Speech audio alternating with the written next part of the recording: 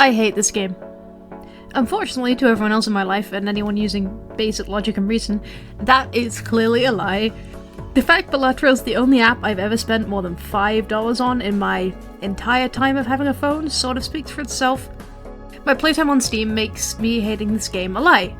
The way I'm utterly devoted and yet horrifically fearful of a video game, it's kind of akin to religion at this point, but I finally think after many hours I have found the reason.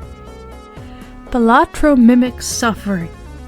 Now, I'm not about to say playing a video game is as bad as, like, your close family member dying, terrible mental health, or anyone dying, for that matter, but it is a really good metaphor. Let me explain.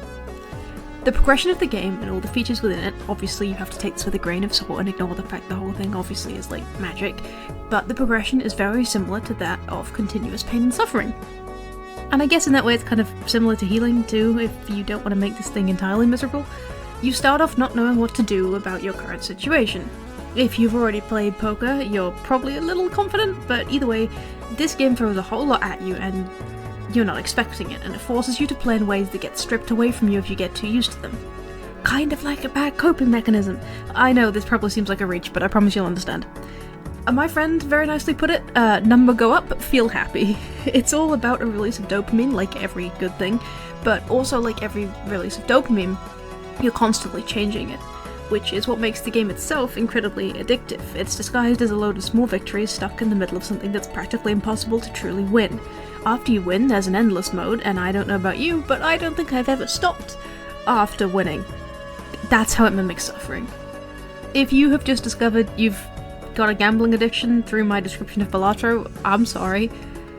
Healing is not linear. Your emotions after something terrible happens are never linear. Take the 5 stages of grief as a good example. There are 5 different stages which sometimes don't necessarily happen exactly when you expect them to, and sometimes they don't expect them to happen at all. But there also is a little bit of good within this that confuses it even more. I mean, it can't possibly be happening, right?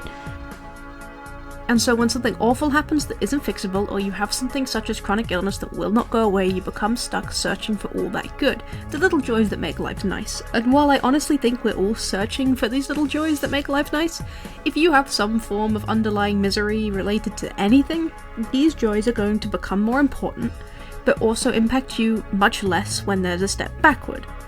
If you have chronic illness of any kind, mental or physical, this is my best example because I do, so it's the easiest for me to understand, then one step forward feels great at the time until the next day where you might end up taking 2 or more steps backwards.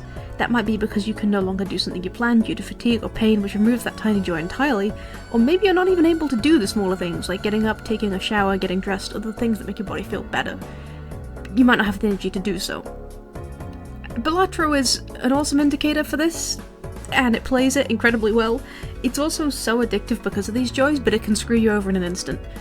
You defeat one blind, you're happy, and then the next one absolutely kicks your ass, and there's no save point, there's no going back, just like real life. Sure, there's things to help you out along the way, and there's that one card, Mr. Bones, that if you get 25% of the chips you're alright, but that is the only direct help you get in relation to specifically not losing. I think in life we're all desperately searching for our jokers and our upgrades and things to add to make our run better. A lot of times we do, like in the game, actually end up spending money on these things. And sure, they make us happy short term, but when you hit the boss blind and your luck fails, and every card in your hand is debuffed, you kind of start to wonder if spending all that money was actually worth it. Add the sound of a glass card shattering on top of that, and it's really a miserable experience. Of course, if you can still beat the game with all these challenges, the dopamine hit you get is incredible, but the further you go, the more futile everything seems because you can never win. You're a slave to the cards, and that's why I hate and love this game so much. No, they're not making me say that. I can leave whenever I want. I swear. In all seriousness, the point of this video isn't to tell you to stop doing things that are fun and bring you small joy. I absolutely recommend you do small things to make your life better, as it can really help, especially if you have chronic illness or you're going through a hard time. But I think it's important to also note that that isn't going to fix it. The only way to get a permanent fix, or at least some form of help, is to reach outside. You can't turn off the game, which in this case is life, but you can reach outside it, you can pause it, you can go and tell someone else about your game, you know? And they might have a few different opinions on how you can get better at the game or how you can make it a little easier. This is obviously all a metaphor, and I wanted to have a little rant about Balatro, but I also think this is incredibly important to ask for help. If you're stuck in a loop in your head or in life, it might feel like there's no way out, but there's always something you haven't thought of.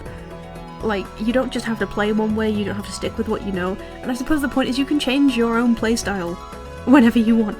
You can sell that fuck-ass Joker and get something better. You can take a leap at any time, and if you have someone on your side for backup, the person who you logged out of the game for, you'll be alright. Apply this to what you want, but just know I hope you're doing okay, and I hope you win your next Balatro run. You can stop after the 8th ante. I promise. Thank you for your time, and here are all the other places you can find me if you're interested in anything else I do.